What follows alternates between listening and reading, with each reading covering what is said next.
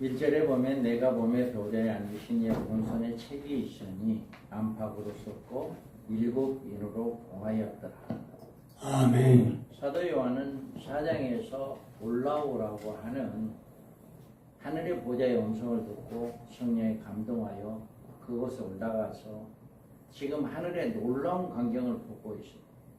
그래서 하나님의 보좌를 보았고 24장로와 4생물 또 7등불 7영을 보았습니다.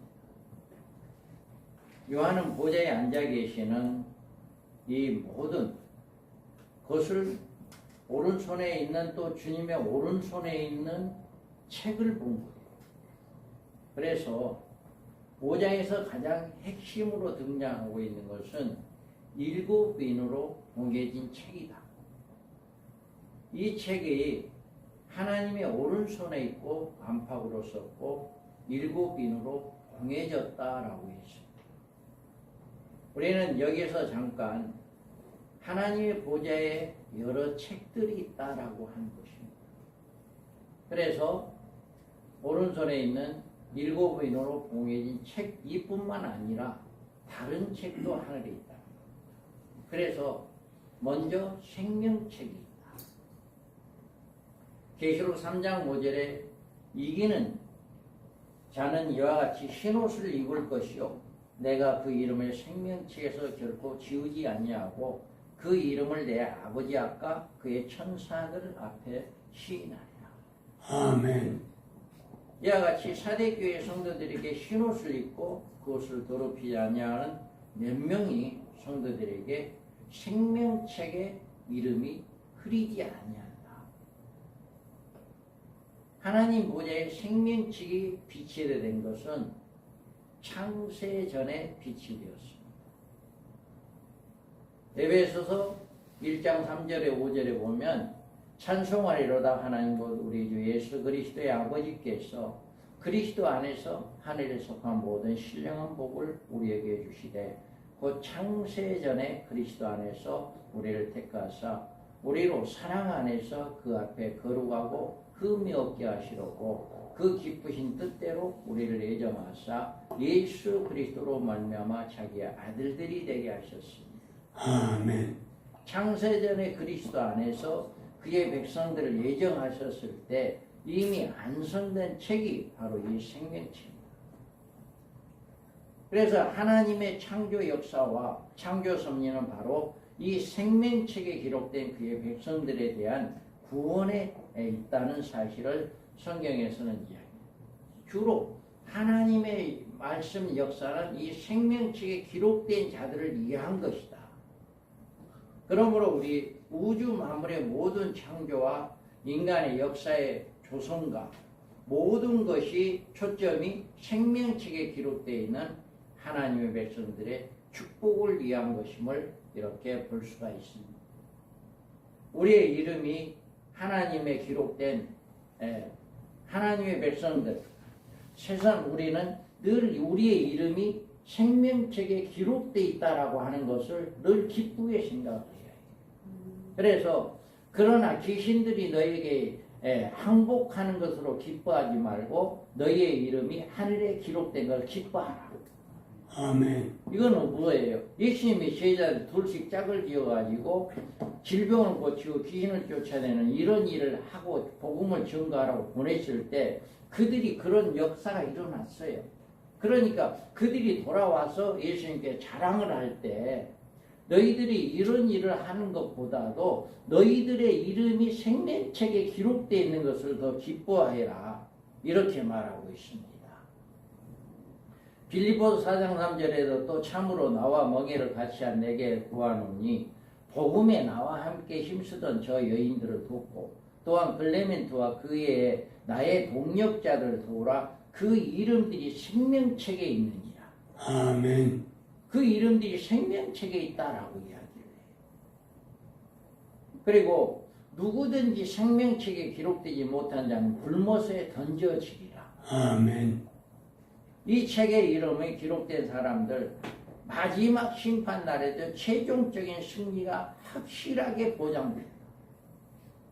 그리스도 안에 선택받고 예수 그리스도를 믿음으로 하나님의 자녀가 되었다면 분명히 하나님의 보좌에 있는 이 놀라운 생명책에 그 이름이 기록되었다라고 하는 것을 기뻐하기 바랍니다. 그 다음에 하늘에는 어떤 책이냐? 행위책이 있다. 계시록 20장 12절에 보면 또 내가 보니 죽은 자들이 큰 자나 작은 자나 그 보좌 앞에 서 있는데 책들이 펴 있는데 또 다른 책이 펴졌으니 곧 생명책이라 죽은 자들이 자기 행위를 따라 책들에 기록된 대로 심판을 받으니. 아멘. 이 책은 하나님의 심판을 받을 사람들의 모든 행위가 기록되어 있어서 누구든지 자신이 지은 죄에 대해서 부인할 수 없고 거짓말이나 거짓된 증거도 통과되지 않는다. 이미 우리가 하는 모든 사람들이 하는 행위가 모두 이 책에 기록되어 있다라고 해요. 그런데 하나님께서는 다만 이 책에 기록된 그대로 심판을 하는 것이다.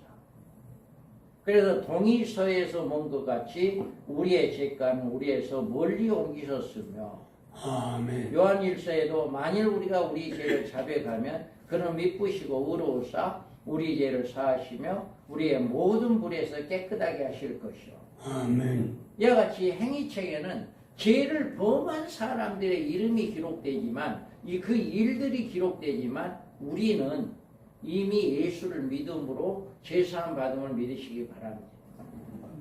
그랬으므로 말미암아 우리의 행위에 대한 기록은 이곳에 없고 우리가 지은 죄로 심판받을 근거는 아무것도 없다라고 하는 것을 이야기하고 있습니다.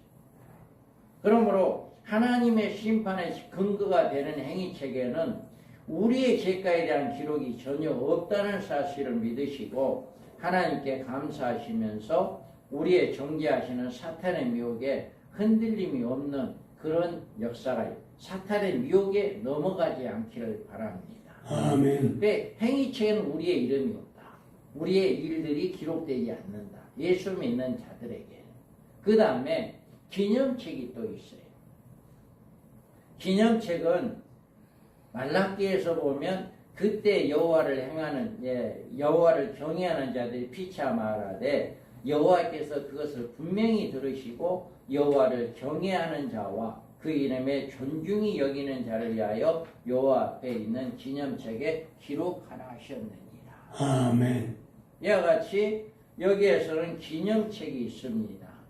이 책은 그리스도인들의 상급의 책이에요.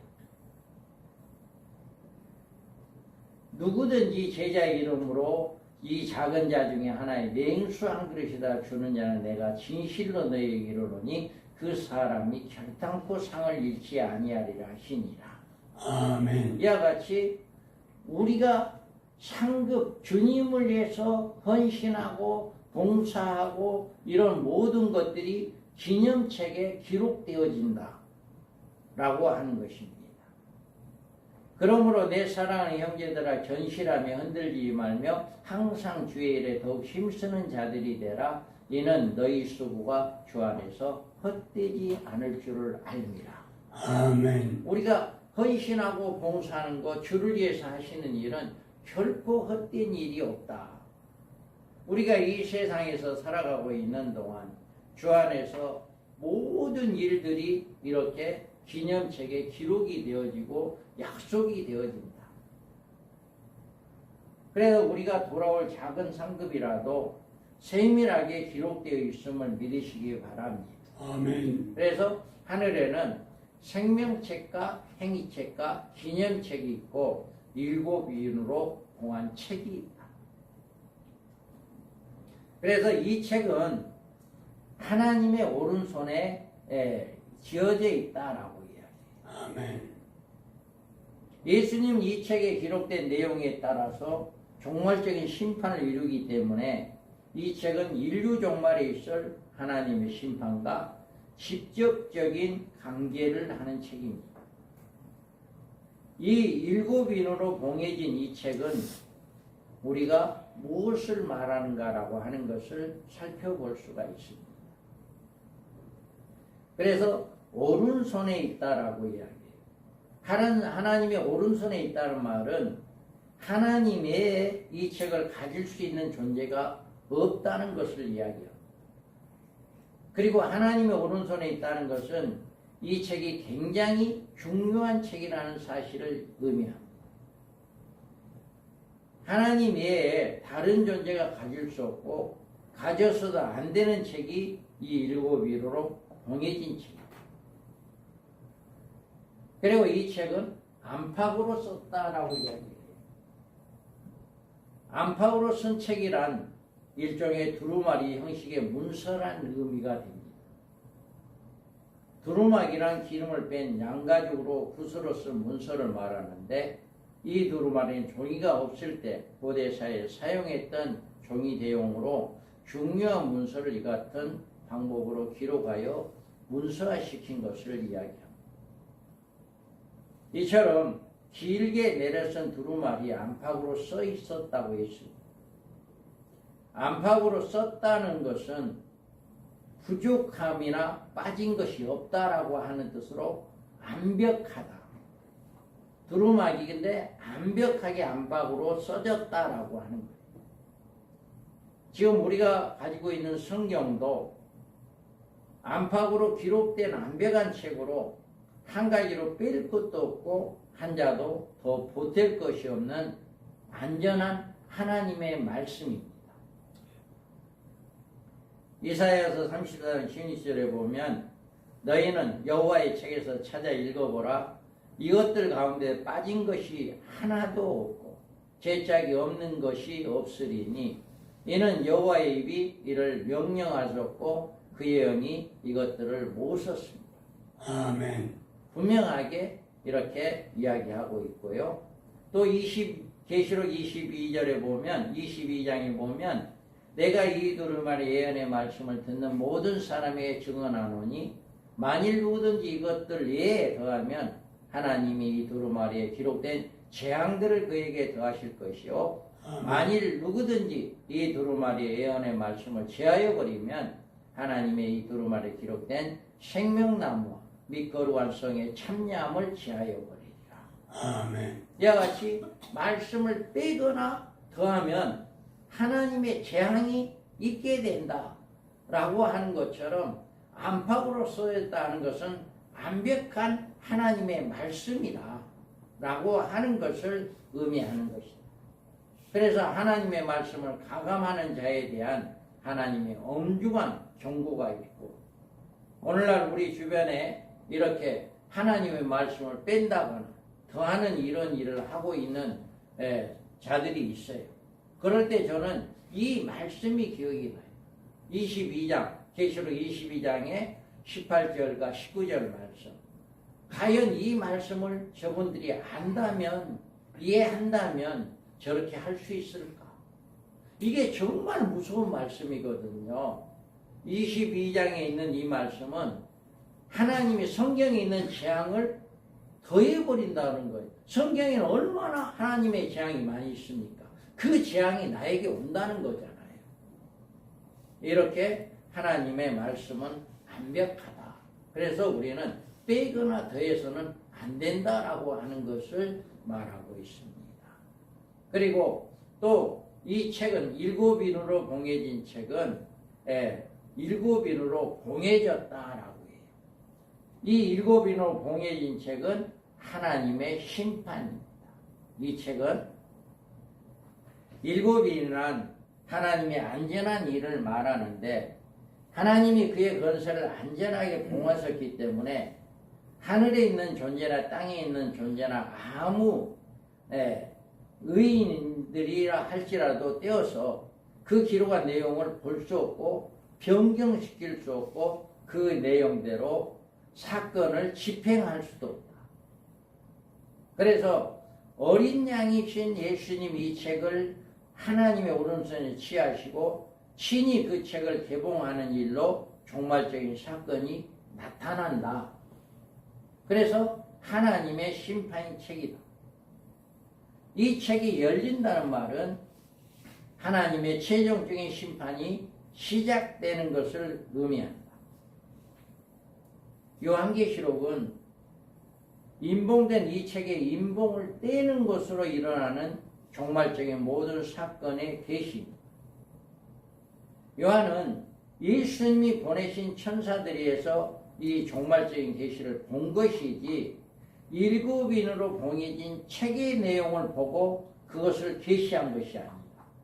아직 책이 떼어지지 않았어. 일곱 인으로 봉해진 책은 아직 떼어지지 않은 상태에서 이 일곱 인을 본 거죠.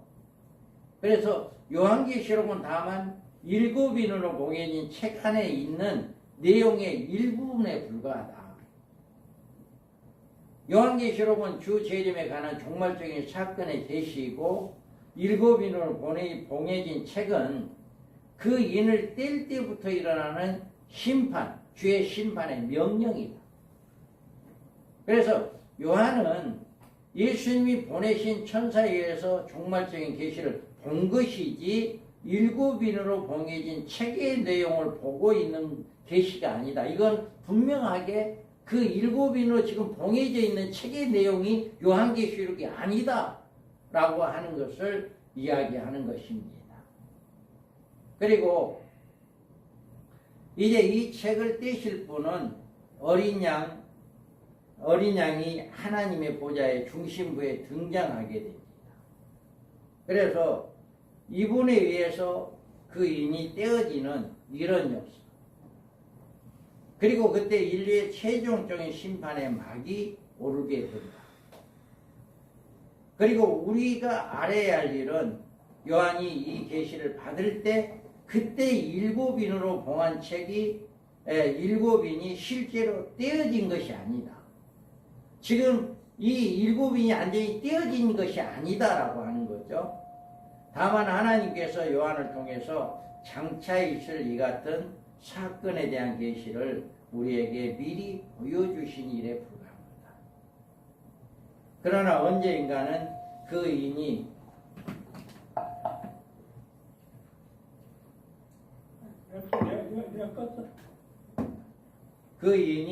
반드시 떼어질 것이다. 반드시 떼어질 것이다 라고 하는 것입니다. 그래서 이 일곱 인은 이렇게 봉해졌다라고 해요.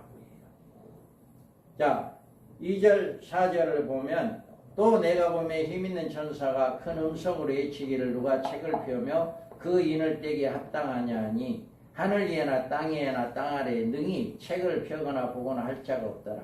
이 책을 펴거나 보거나 하기에 합당한 자가 보이지 않기로 내가 크게 물었더니 아멘. 요한의 울음이 있습니다. 이 책은 봉함된 것을 개봉함으로 그리스도께서 속죄해 주신 하나님의 백성은 온전히 구원에 이르게 되고 우리의 죄의 종으로 삼고 사망 권세를 다스리는 마귀에 심판할 것이기 때문에 이 책을 개봉하는 분이 하나님 보좌에서 요한의 눈에 보이지 않기 때문에 크게 울었다라고 하는 거예요. 그래서 인봉되기에 합당한 자의 자격이 나옵니다. 이 자격은 이 책을 인봉될 때 있는 자격이 한 분뿐이다. 사도행전 4장 12절에 보면 다른 이로서는 구원을 얻을 수가 없나니 천하 인간의 다른 이름으로 우리를 주신 이름이 없다. 오직 예수 그리스도만이 이 책을 띄울 수 있는 분이 우리를 구원해 줄 분은 한 분밖에 없다. 이거를 이야기합니다. 그래서 둘째 사람은 오신이로서 이 인을 떼는 자격이 있다. 고린도전서 15장 47절 첫 사람은 땅에서 났으니 흙에 속한 자이거니와 둘째 사람은 하늘에서 나셨느니라. 아멘. 요한복음 1장 14절에 말씀이 육신이 되어 우리 가운데 거하심에 우리가 그의 영광을 보니 하나님의 독생자의 영광의 은혜와 진리와 충만하더라. 아멘. 아멘. 이와 같이 둘째 사람이신 예수 그리스도께서만이 뛸 수 있는 자격이 있다.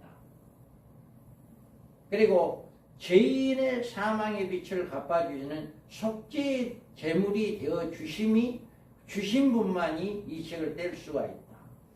빌립보 2장 6절 8절에 보면 그는 근본 하나님의 본체시나 하나님과 동등됨을 취할 것으로 여기지 아니하시고 오히려 자기를 비워 종의 형체를 가지사 사람들과 같이 되셨고 사람의 모양으로 나타나사 자기를 낮추시고 죽기까지 복종하셨으니 곧 십자가에 죽으십니다.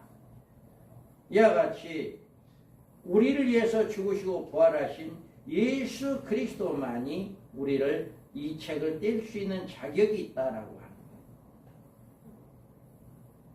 요한일서 3장 5절 그가 우리 죄를 없애려고 나타나신 것은 너희가 아나니 그에게 죄가 없느니라. 아멘. 죄가 없으신 우리 주님이 우리를 위해서 죽으시고 부활하셨으므로 우리를 이 책을 뗄 수 있는 분은 예수님입니다. 그래서 율법의 의를 이루어 그를 믿는 자에게 그 의를 줄 수 있는 사람만이 합당하다.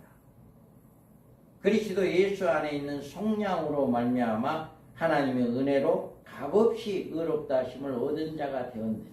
아멘. 이 같은 자격을 가진 자라야 그 책을 떼고 펴고 그 인봉을 떼기에 합당한 것인데 요한의 눈에는 그런 자격자가 보이지 않기로 그래 크게 울기 시작했던 것입니다. 요한이 크게 운 이유는 보좌에 앉으신 오른손에 있는 인봉된 책에 인을 떼는 그 책을 펴지 않으면 인간이 영원히 속죄의 종로로 닿으며 사탄의 지배를 받아야 할 것이기 때문에 운 것이다. 그런데 여기에서 보면 장로 중에 하나가 내게 말하지 울지 말라. 유대지파 사자 다윗의 뿌리가 이겼으니 이 책과 그 7인을 떼기라 하시더라. 아멘. 여기에서 보면 장로 중에 하나가 장로는 이기신 자에 대해서 유대지파 사자라고 이야기했습니다. 유대지파 사자라고 하는 것은 유대지파 중에서 태어난 왕이란 뜻입니다. 메시아는 유대지파에 나와야 했고 왜냐하면 다윗의 자손 유다지파에 속하기 때문에 그렇게 나와야 했다. 그 다음에 다윗의 뿌리라고 했습니다. 다윗의 뿌리가 이겼다. 다윗의 뿌리란 다윗의 일을 아는 영원한 왕이란 뜻입니다. 이기신 자는 다윗의 뿌리여야 한다. 그래서 이사야에서 보면 이새의 줄기에서 한 싹이 나며 그 뿌리에서 한 가지가 나서 결실할 것이요 그의 이에 여호와의 영 곧 지혜와 총명의 영이요 모락과 재능의 영이요 지식과 여호와를 정의하는 영이 강림하시리니. 아멘. 올해는 다윗의 뿌리로 오신 분만이 이 메시아로 약속한 분이기 때문에 여기에서 이긴 자가 나타났고 바로 예수 그리스도가 이 책을 떼게 합당한 자다라고 하는 것을 장로 중에 하나가 요한에게 울고 있는 장로 요한에게 이렇게 이야기를 했다. 그 다음에 우리는 내가 또 보니 보좌에 네 생물과 장로들 사이에 어린 양이 섰는데 일찍 죽임을 당한 것 같더라. 그에게 7뿔과 7눈이 있으니 이 눈들은 온 땅에 보내심을 받은 하나님의 7영이더라. 여기에서 이제 장로 이야기를 듣고 그때까지는 하나님의 어린 양을 보지 못했는데 하나님께서 눈을 열어준 거죠. 그래서 일찍 죽임을 당한 어린 양 같더라. 요한이 보좌에 네 생물과 장로들 사이에 서 계시는 어린 양을 보았습니다. 하나님께서 요한의 눈을 열어주신 것이죠. 요한이 어린 양인 예수님을 바라보게 되자 그의 눈물이 즉시 거치고 그 얼굴이 감격과 감사와 안도함에 아마 교차해 있을 겁니다. 요한이 어린 양의 모습에 대해서는 그분이 이긴 자로서 이긴 자이신 것을 증명하고 일찍 죽임을 당한 어린 양 같더라. 이렇게 표현하고 있어요. 여기서 예수님을 일찍 어린 양으로 표현한 것으로 그가 하나님의 어린 양으로 대속 제물이 되어주었다. 하나님의 어린 양이다. 라고 하는 것을 이야기하는 거예요. 어린 양이신 예수님의 모습의 상징적으로 7뿔과 7눈이 있더라라고 이야기해요. 뿔이라고 하는 것은 건세를 나타내는 말인데 7뿔이란 하나님의 안전한 건세를 의미합니다. 예수님의 건세는 안전하신 하나님의 건세입니다. 그분의 원래 하나님이시 때문에 예수님의 건세를 가지고 7인을 떼시면서 심판을 집행할 것이다. 그 다음에 7눈은, 이 눈은 온 땅에 보내심을 받은 하나님의 7영이다. 이렇게 이야기해요.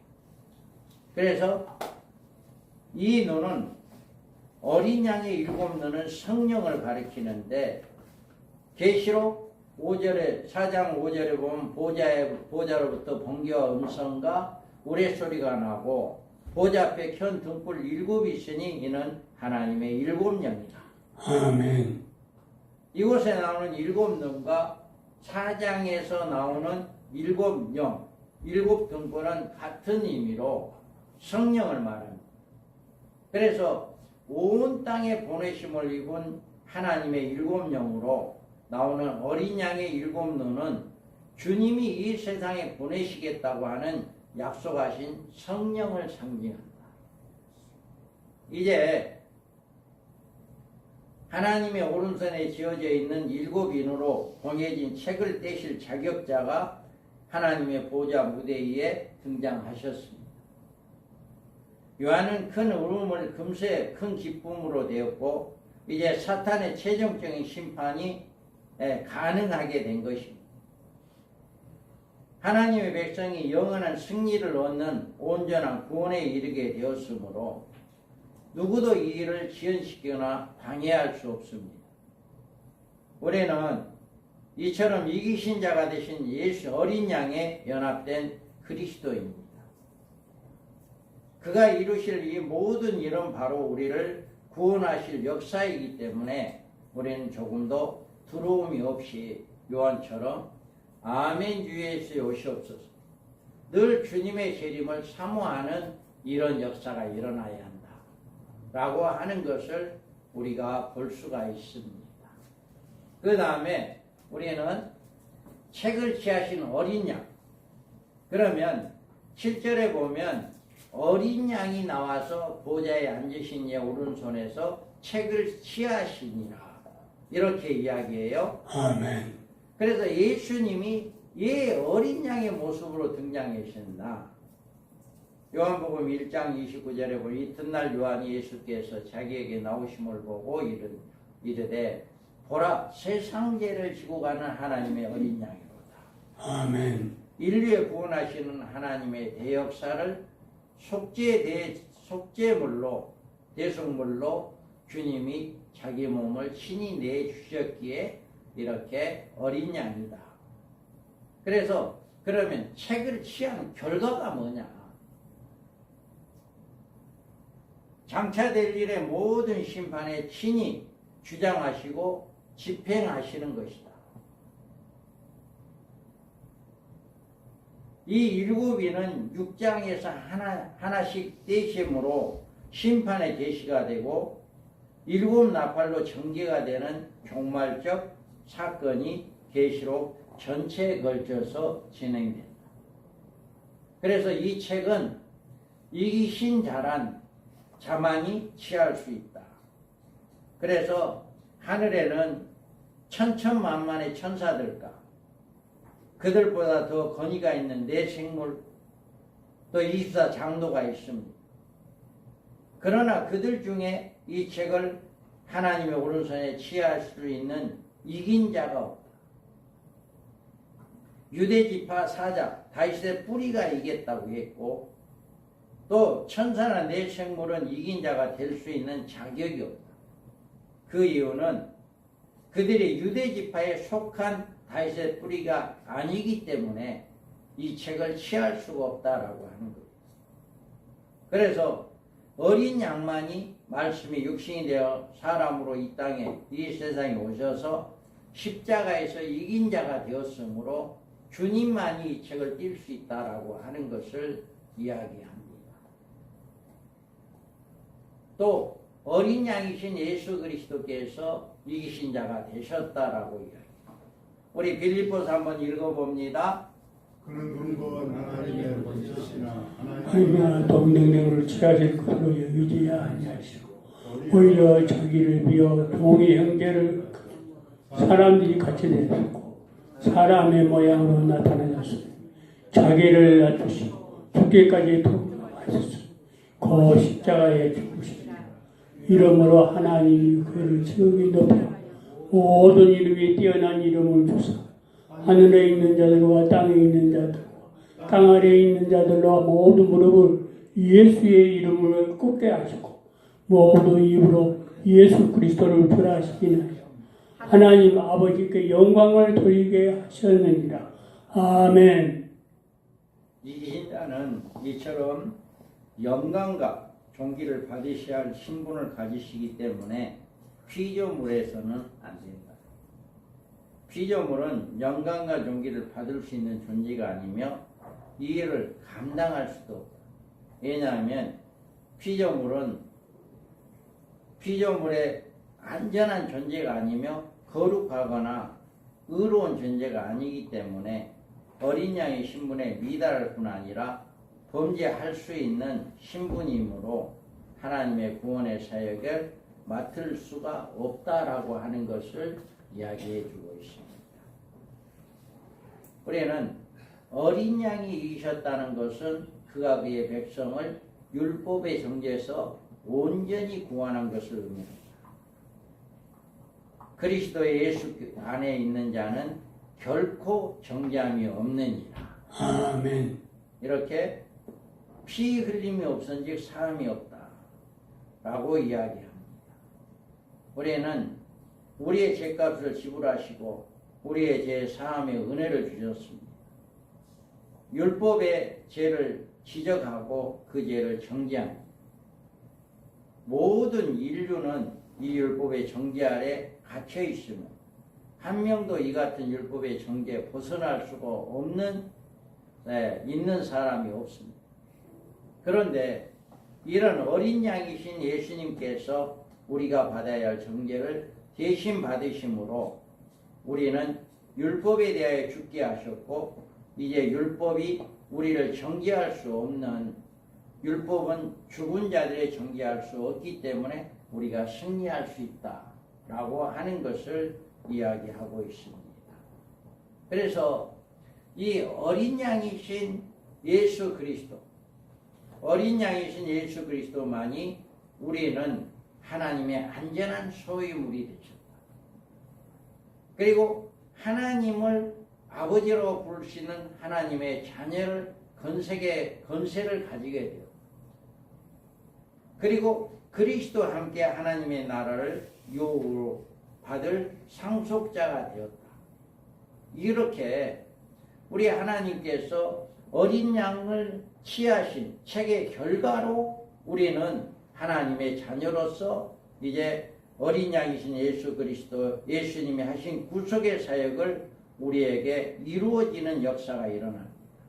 그래서 오직 그만이 하나님의 오른손에 있는 일곱 인으로 봉한 책을 취할 수 있는데 드디어 그 어린 양이 나타나 이 책을 취하셨다고 하는 것으로 이제 이 책을 통해서 앞으로 되어질 모든 일들이 보여지게 되어진다 라고 하는 것을 이야기하고 있습니다. 그러면 우리가 이 책을 취함으로 말미암아 어떤 또 다른 결과가 있느냐라고 하는 것을 우리가 살펴볼 수가 있는데 여기에서 보면 그 두루마기를 취하심에 네 생물과 24장로들이 그 어린 양 앞에 엎드려 각각 검은고와 향이 가득한 금대접을 가졌으니 이 양은 성도들의 기도들이라. 아멘. 이들은 이와 같이 24장로들이 이 손에 검은고를 가졌다. 어린 양 앞에 엎드려서 각각 검은고와 향이 가득한 금대접을 가졌다 했어. 어린 양 앞에 엎드린 이들의 자세는 참된 경배, 겸손한 자세입니다. 예수 그리스도를 그들의 주로 시인하는 자세입니다. 그리고 거문고란 하나님께 찬송을 드리는 하늘의 신비로운 악기 중에 하나입니다. 하늘에 올라간 14만 4천의 하나님의 종들의 새 노래는 검은고 타는 소리 같다고 했는데 계시록 15장 2절 3절에 보면 또 내가 보니 불이 섞인 유리바다 같은 것이 있고 짐승과 그의 우상과 그의 이름의 수를 이기고 벗어난 자들이 유리 바닷가에 서서 하나님의 검은고를 가지고 하나님의 종 모세의 노래 어린 양의 노래를 불러 이르되 주 하나님 곧 전능하시니 하시는 일이 크고 놀라우시도다. 만국의 왕이시여 주의 길이 의롭도 참되시도다. 아멘. 이와 같이 유리 바닷가에 서 있는 주거 성도들이 하나님의 검은고를 가지고 모세의 노래 어린 양의 노래를 불렀다고 합니다. 성도들의 생활에서 보좌에 앉으신 이에 대한 영광과 어린 양에 대한 영광의 찬송이 그 입에서 끊어지지 않는 이런 역사가 일어나는 일이 있기를 바랍니다. 그 다음에 이들의 손에는 또한 향이 가득한 금대접을 가졌다. 이들의 금대접은 성도의 기도다라고 이야기합니다. 성도의 생활에 기도가 있어야 하는데 그리고 그 기도가 계속되어야 합니다. 기도가 없는 성도는 하나님과의 영적인 교통, 영적으로 잠들어 있는 사람들을 이야기합니다. 여기 향이 가득했다는 말은 기도에 힘쓰는 생활을 말합니다. 힘쓰라는 말은 노력하다, 시간을 내라, 양을 채우라는 뜻입니다. 우리의 기도가 어떻게 처리되느냐에 대해서 그 기도가 향이 되어 즉시로 하늘 보좌로 올라가서 장로들이 가지고 있는 금양로에 담겨져 그 항아리에 가득 차면 그 항아리가 부으는 그 하늘 보좌에 쏟아지는 이런 역사가 있는다. 그래서 우리가 기도하는 기도가 이렇게 천사들 손에 들려서 이 금양로에 담겨지는 이런 역사가 있게 되어진다라고 하는 것입니다. 그리고 그들이 새 노래를 불렀다라고 이야기해요. 그들이 새 노래를 불러 이르되 두루마리를 가지시고 그 인봉을 떼기에 합당하시도다. 일찍 죽임을 당하사 각 족속과 방언과 백성과 나라 가운데 사람들이 피로 사서 하나님께 드리고. 아멘. 그들이 노래한 이 새 노래의 내용이 9절 이하에 나오는데 그 내용을 보면 어린 양이야말로 하나님의 오른손에 있는 인봉한 책을 떼기에 합당하다고 찬양했습니다. 하늘 위에나 땅 위에나 땅 아래 오직 어린 양밖에 그 자격자가 없다는 것을 그에게 영광을 돌릴 만한 찬송입니다. 우리도 이 같은 일에 대해서 늘 찬송해야 합니다. 일찍 죽임을 당하사 어린 양의 죽으심은 그 백성들의 피로 값주고 사신 그의 사역이므로 이로써 온전한 하나님의 소유로서 하나님께 드리는 이 찬송이다 라고 하는 것입니다. 그 다음에 여기에서 보면 그들이 온 땅에서 왕노릇하리다. 10절에 보면 그들로 하나님 앞에 나라와 제사장으로 삼으셨으니 그들이 땅에서 왕노릇하리로다. 아멘. 이 찬송은 그리스도인의 누릴 아름다운 신분을 의미해 주는 말입니다. 우리는 하나님의 나라요 왕 같은 제사장들 그리고 하나님의 나라를 죽도록 충성한 순교자들은 하나님의 나라에서 왕노릇하는 축복을 받게 된다. 이거를 말씀하고 있어요. 그리고 또 11절에 보면 내가 또 보고 드림에 보좌와 생물들과 장로들을 둘러서 많은 천사의 음성이 있으니 그 수가 만만이요 천천이라. 아멘. 이 천사들은 보좌와 생물들과 장로들에 둘러선 이치에 있고 이들의 수요가 이루 말할 수 없는 천천이고 만만이라 라고 이렇게 이야기를 하고 있습니다. 그리고 우리가 그 수가 만만이다 라고 이야기해요. 그 다음에 여기에서 보면 그들의 찬송의 요지는 큰 음성으로 이르되 죽임을 당하신 어린 양은 능력과 부와 지혜와 힘과 존귀와 영광과 찬송을 받으시기에 합당하도다. 아멘. 그래서 어린 양의 능력과 부와 지혜와 힘과 존귀가 이렇게 우리는 찬송을 할 수 있는 이게 합당하다라고 이야기를 합니다. 그 다음에 우리 13절 14절 읽어봅니다.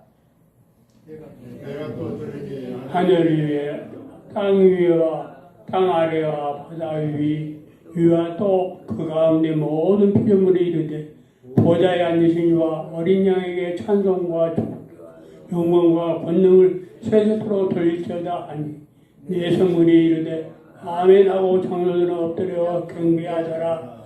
아멘. 이와 같이 하늘의 광경은 참으로 경이로운 광경입니다. 그러니까 4장과 5장을 통해서 하나님의 보좌가 확실하게 있고 그 보좌에서 어떤 일들이 일어난다라고 하는 것을 확실하게 볼 수 있는 것이 바로 4장과 5장의 말씀입니다. 그래서 사도 요한이 이리 올라오라고 하는 그 말씀을 듣고 그 사도 요한이 본 그것을 이렇게 4장과 5절에 기록되어서 우리에게 하늘의 보좌에 어떤 일들이 일어나고 또 앞으로 어떤 일들이 계획되어진다라고 하는 것을 우리에게 잘 이야기해 주고 있습니다. 우리도 지금 하나님과 어린 양에게 시간마다 영광과 존귀를 돌리는 우리의 찬송은 그들의 영광스러운 찬송에 함께 합류하는 일이다.